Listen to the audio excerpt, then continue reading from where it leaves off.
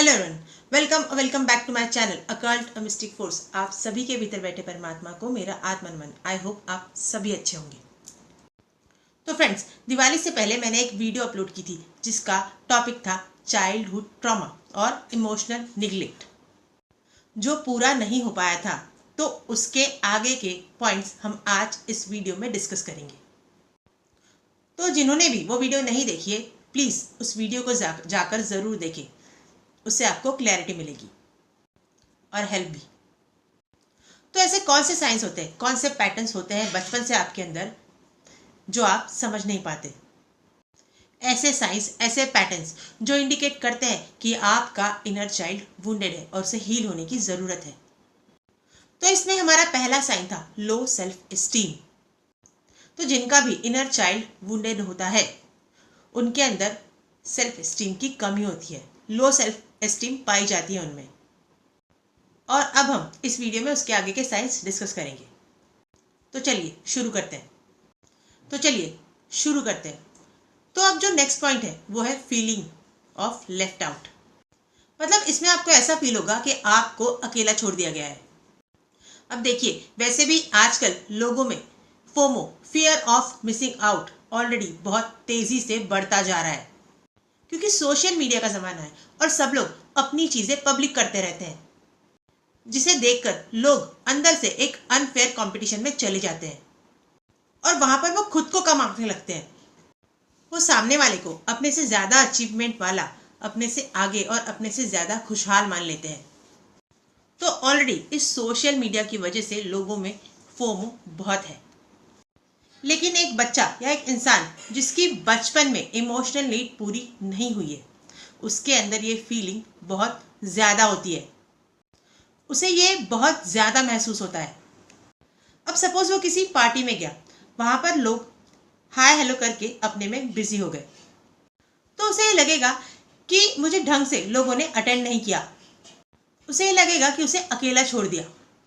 अब मान लीजिए कुछ लोग डांस कर रहे हैं पार्टी में और उसे किसी ने डांस के लिए बुलाया नहीं, तो उस इंसान को वहाँ पर जाकर खुद से इन्वॉल्व होने में बहुत डिस्कम्फर्ट फील होगा।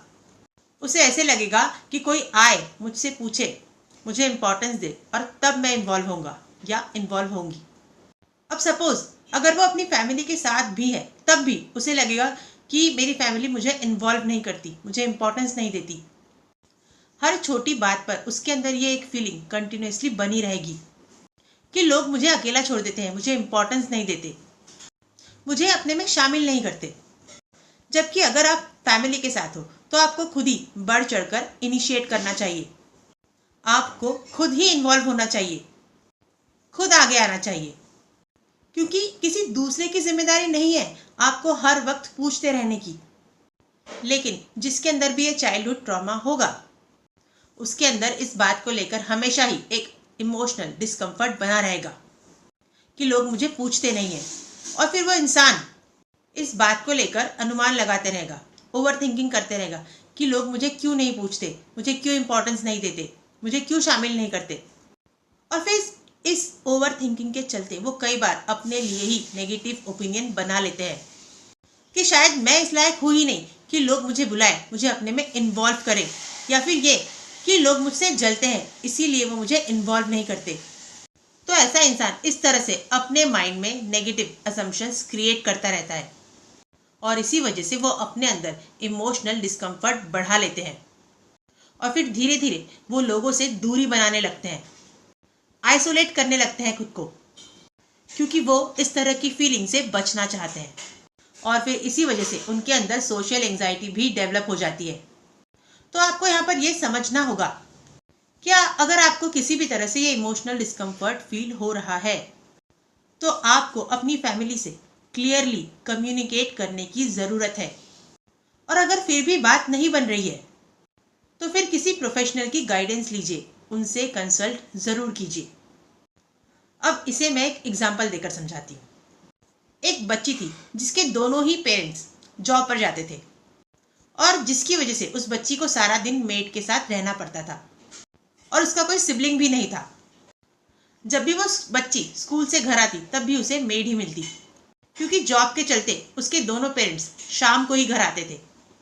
कभी कभार बीच में उसकी दादी उससे मिलने आ जाया करती, तो वो कुछ टाइम उनके साथ रह लेती।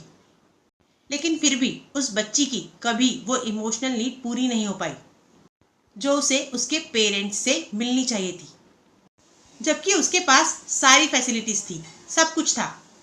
अगर देखा जाए तो उसे किसी भी चीज़ की कोई कमी नहीं थी, पर फिर भी उसके लिए सबसे बड़ी कमी यही थी कि उसके पास उसे कोई सुनने वाला नहीं था।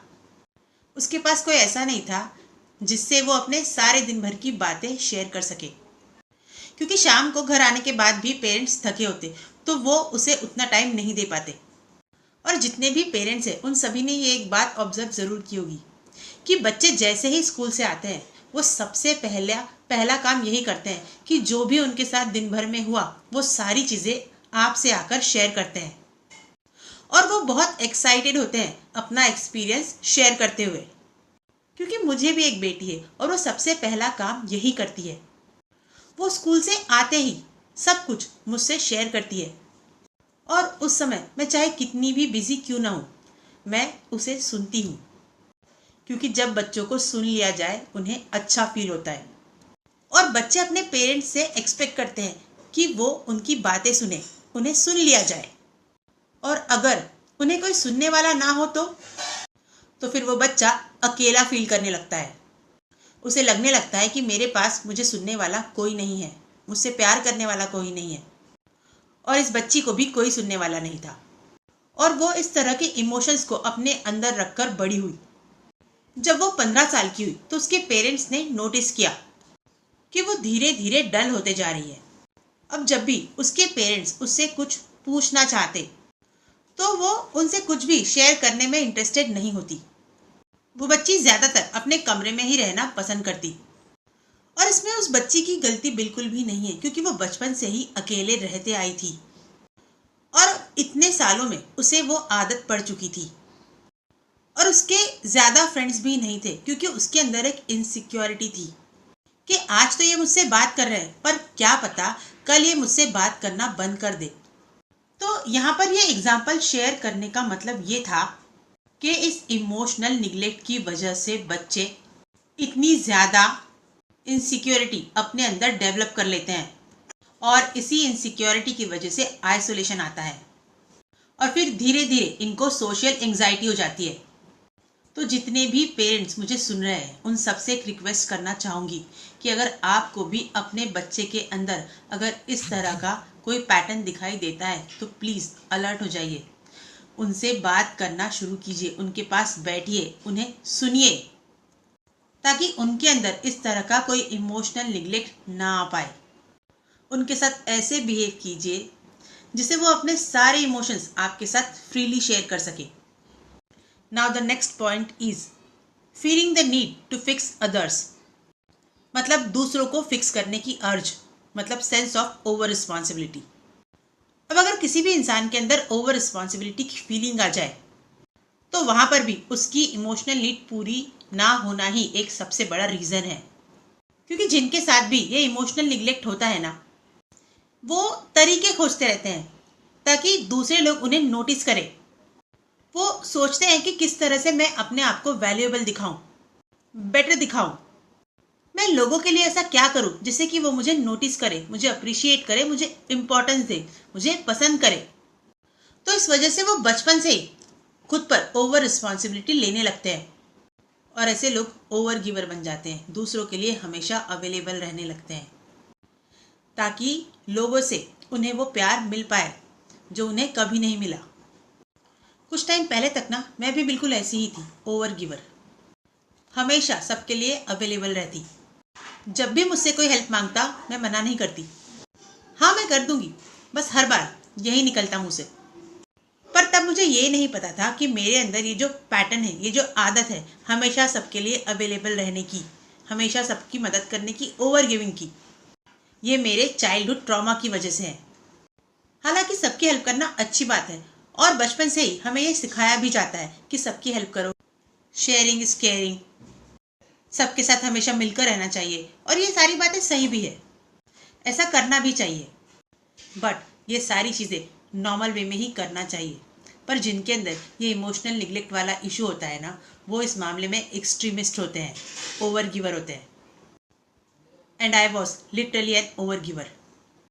ऐसे लोग ना हमेशा खुद से ज़्यादा दूसरों को प्रायोरिटी देते हैं, और अगर उनकी सराउंडिंग में या उनके लव वंस को कोई प्रॉब्लम हो तो वो हमेशा ये सोचते रहते हैं कि मैं ऐसा क्या कर दूं कि इसकी प्रॉब्लम सॉल्व हो जाए, इसकी हेल्प हो जाए।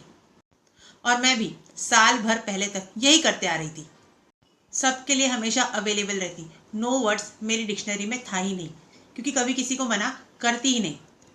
पर जब मैं इस फील्ड में जुड़ी, मतलब इस फील्ड में आई, और मुझे चाइल्डहुड ट्रॉमा के बारे में पता लगा, और फिर मैंने उससे रिलेटेड सेशंस अटेंड करना शुरू किए, इसके बारे में जानना शुरू किया, समझना शुरू किया और इसे सीखा भी। और जैसे जैसे मैं इसे सीखते चली गई, वैसे वैसे मुझे ये सारे पैटर्न्स, ये सारे साइंस अपने ही अंदर दिखाई देने लगे। और मुझे ये पता चला कि मेरा ये ओवर गिवर नेचर मेरे चाइल्डहुड ट्रॉमा की वजह से है। और मेरे जैसे और भी बहुत लोग होंगे जो बचपन से अपने अंदर ये पैटर्न कैरी कर रहे होंगे, और उन्हें भी इस बात का पता नहीं होगा। और हमारे अंदर इसीलिए भी ये पैटर्न्स होते हैं क्योंकि हमने वो झेला होता है, हमने वो पेन फील किया होता है।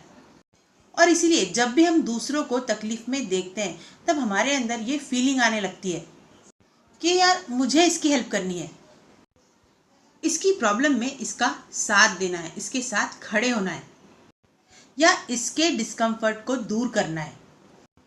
क्योंकि कहीं ना कहीं हम उस समय उस इंसान की तकलीफ को महसूस कर रहे होते हैं, हम खुद को उस समय उसकी जगह देख रहे होते हैं, और फिर वो इमोशनल डिस्कम्फर्ट जो हमारे अंदर भरा हुआ है वो बाहर आने लगता है, और सामने वाले का पेन हमें फील होता है। और इसीलिए कभी कभी हम आउट ऑफ द वे जाकर उसकी हेल्प करने की कोशिश करते हैं, जो कि बिल्कुल गलत है। अब अगर इसे दूसरी तरह से देखा जाए तो ऐसे लोगों को बहुत ही हेल्पिंग और केयरिंग माना जाता है।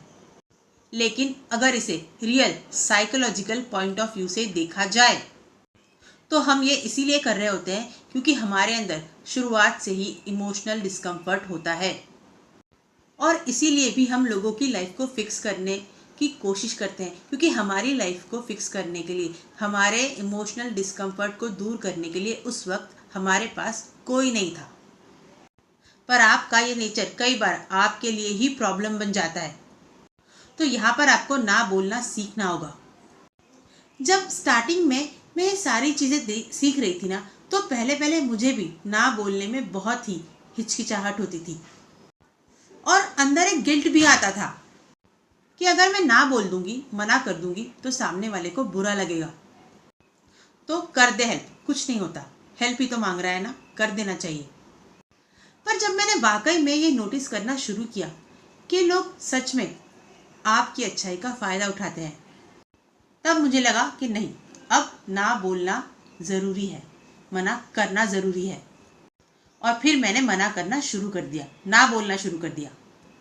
पर फिर भी ऐसा करते वक्त कहीं ना कहीं अंदर गिल्ट रहता, बुरा लगता, क्योंकि यहाँ पर मैं अपने नेचर के अपोजिट जाकर काम कर रही थी, क्योंकि बचपन से मैं यही करती आ रही थी। और जब कोई भी ऐसा पैटर्न आपके अंदर बचपन से होता है और जब आप उसे ब्रेक करने की कोशिश करते हो ना, तब आपको लोगों का नहीं बल्कि खुद का सामना करना होता है। आपको खुद से ही लड़ना पड़ता है, खुद को ही समझाना पड़ता है, और इसमें टाइम लगता है, क्योंकि जितनी बार आप ये कोशिश करते हो ना, उतनी बार आपका मन आपको ही खाता है, आपके ही थॉट्स आपको परेशान करते हैं कि मत कर ऐसा, तू गलत कर रही है, तू ऐसी बिल्कुल भी नहीं है, फिर क्यों ऐसा कर रही है, क्यों ऐसा बनने की कोशिश कर रही है, क्यों ऐसे बन रही है, क्यों बदल रही है खुद को, मत बदल, क्योंकि तेरे इसी नेचर की वजह से तो लोग तुझे पसंद करते हैं। अगर तूने खुद को बदल दिया तो कोई तुझे पसंद नहीं करेगा, फिर क्या करेगी। तो यहाँ पर आपकी लड़ाई खुद से होती है, किसी और से नहीं। यहाँ पर आपको खुद से जीतना होगा। अगर आप ऐसा कर पाए ना, तो ये आपकी लाइफ का सबसे बड़ा ट्रांसफॉर्मेशन होगा। देखिए, रिस्पॉन्सिबल होना अच्छा है, बट ओवर रिस्पॉन्सिबल होना बिल्कुल भी अच्छा नहीं है। तो आपके अंदर सेंस ऑफ रिस्पॉन्सिबिलिटी होनी चाहिए, बट ओवर रिस्पॉन्सिबिलिटी बिल्कुल भी नहीं होनी चाहिए। इससे क्या होता है ना कि आप खुद पर फोकस नहीं कर पाते, क्योंकि जब आपका फोकस दूसरों पर होगा और आप उनकी लाइफ को फिक्स करने में लगे होंगे, तो ऐसे में आपकी खुद की ग्रोथ रुक जाएगी, क्योंकि ऐसे में आप हमेशा दूसरों के बारे में सोचते रहोगे और खुद को निग्लेक्ट करोगे। तो इस केस में सामने वाला तो आगे बढ़ जाएगा पर आप पीछे रह जाओगे, और यहीं पर कई बार आप लैग कर जाते हो।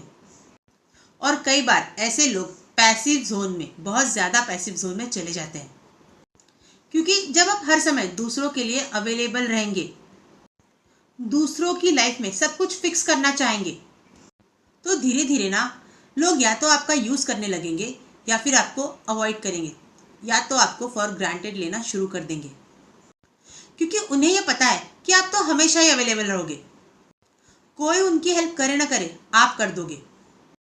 तो लोगों का बिहेवियर ऐसे हो जाता है आपके लिए कि इससे करवा लो, ये कर देगी या ये कर देगा, और इस तरह आपकी अच्छाई का फायदा उठाया जाएगा। अब यहाँ पर समझने वाली बात यह है कि आपने कभी खुद को प्रायोरिटी पर नहीं रखा और हमेशा दूसरों के लिए अवेलेबल रहे, और इसलिए अब वही लोग आपके इस नेचर का फायदा उठाने लगे हैं। तो अब अगर आपको भी अपने अंदर ये पैटर्न दिखाई देता है तो प्लीज ब्रेक कीजिए इसे और खुद को प्रायोरिटी देना शुरू कीजिए। और इस वजह से दूसरी जो साइकोलॉजिकल प्रॉब्लम शुरू होती है वो है पर्सनलाइजेशन की, मतलब कोई भी चीज खुद पर ले लेना, उड़ता तीर खुद पर ले लेना।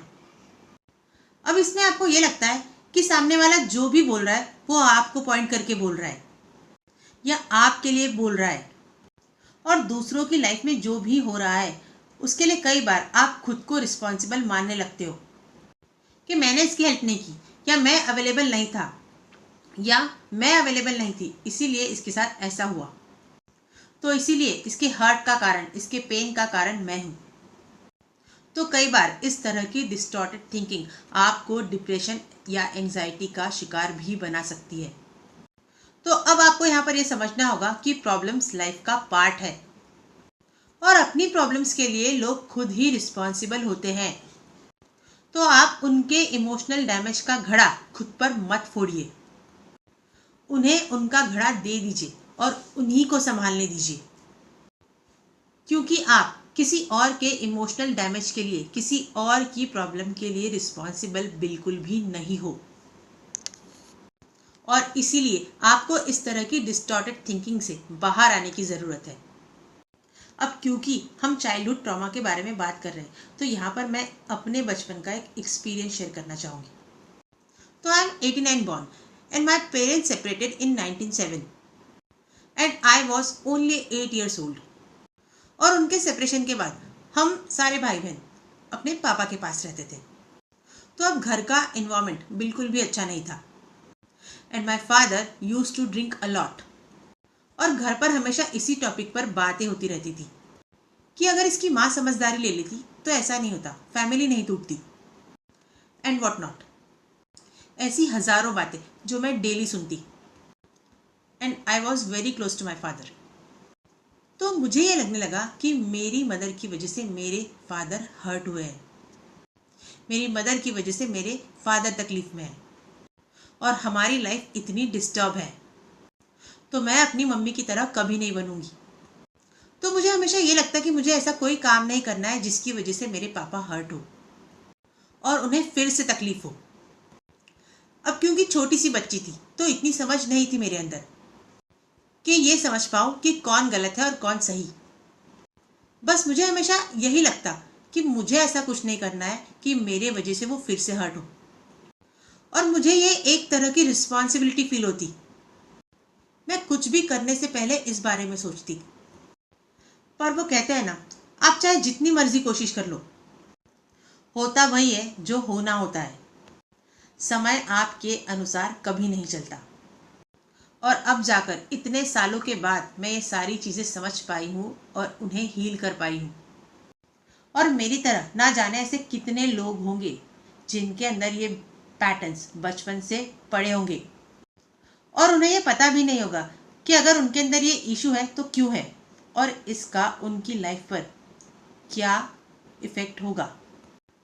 या फिर ये अनहील्ड इमोशंस उनकी लाइफ में क्या प्रॉब्लम क्रिएट करेंगे।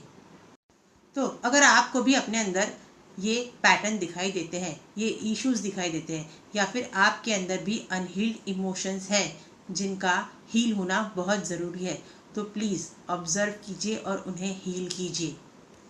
देखिए अपने पैटर्न्स को कि क्या पैटर्न्स है आपके अंदर जिनका हील होना बहुत ज़रूरी है, और एक एक इशू पर, एक एक पैटर्न पर वर्क करना शुरू कीजिए ताकि आप भी अंदर से हील हो सके और उस ट्रॉमा से बाहर आ सके। तो चलिए मिलते हैं हम अपनी नेक्स्ट वीडियो में। तो इतने प्यार और इतने पेशेंस से मुझे सुनने के लिए thank you so much from the bottom of my heart. Thank you so much for listening with lots of love, gratitude and infinite blessings to all of you. हर हर महादेव, जय माता दी, जय श्री राधे कृष्णा।